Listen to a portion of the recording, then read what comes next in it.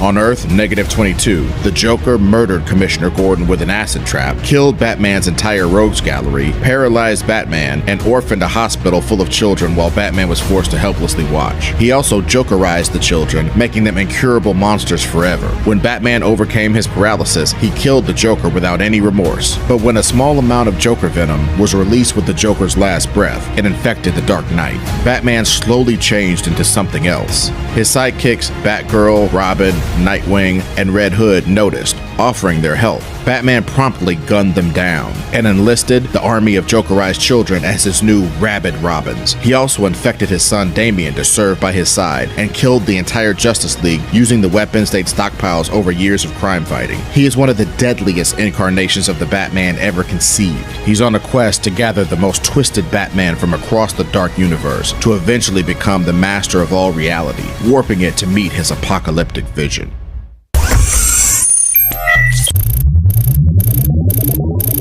"20 years after the last sighting of Batman, there are echoes of Bruce Wayne's war on crime in the form of a street gang called the Jokers. When Terry is chased by the Jokers into the seemingly abandoned Wayne Manor, he encounters Bruce Wayne, who helps him to drive the gang away. Terry begins training with Bruce and earning his trust. He learns that Wayne gave up being Batman after an embarrassing incident when Bruce needed a gun to protect himself. Terry shows Bruce he's only a useless old man if he chooses to be. Terry, in Batman's high-tech suit, takes on the next generation of Gotham's crime, including a resurrected Joker using Tim Drake's body and the original Joker's DNA. With Bruce as his eyes and ears, offering him much-needed tactical advice and the benefit of his years of experience, Terry truly becomes a Batman beyond.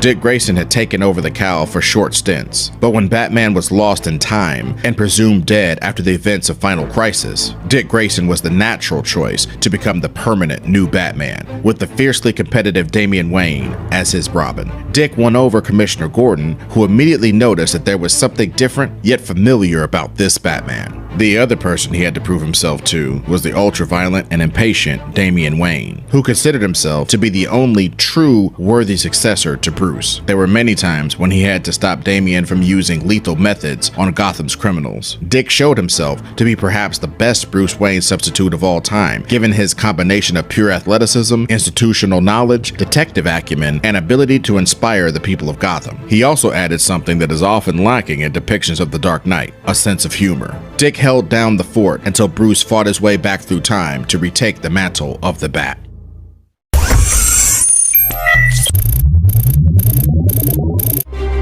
The Waynes know that their adopted son is special, having found him in some sort of rocket ship. Naming him Bruce, they observe that he's never had a cut or a bruise, and may for all intents and purposes be physically invincible. However, they are most concerned with developing his intelligence and empathy, knowing that someone with his abilities could do great evil or prevent it, depending on his upbringing. When they are gunned down in an alley by Joe Chill, young Bruce's heat vision engages, and he burns the killer to cinders. This sends him spiraling into a decades-long depression, living in Wayne Manor, wallowing in his own misery. When a group of burglars breaks into the manor, he takes them apart with his powers, and it dawns on him that he's wasting gifts that can help humanity. He becomes the publisher of a paper that employs Lois Lane, and one night saves her from an assault by criminals. This version of Batman doesn't truly transcend from vigilante to hero until the city is threatened by the Joker, who happens to be Lex Luthor, contaminated and changed by toxic chemicals.